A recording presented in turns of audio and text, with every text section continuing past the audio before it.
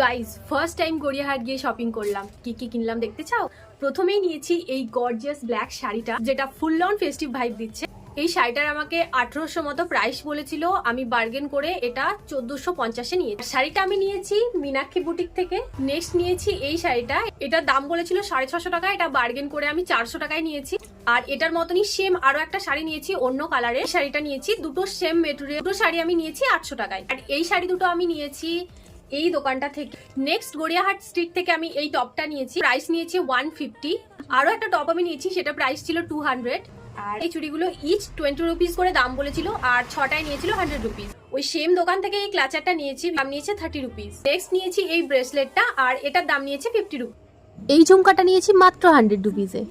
ছোট কানের গুলো আমি ওই সেম দোকান থেকেই নিয়েছি, এগুলোর দাম নিয়েছে 30 রুপিস। এই ছিল আমার ফার্স্ট গড়িয়াহাট শপিং হল। তোমাদের কোন জিনিসটা সব থেকে বেশি ভালো লাগলো সেটা আমাকে কমেন্টে অবশ্যই জানিও।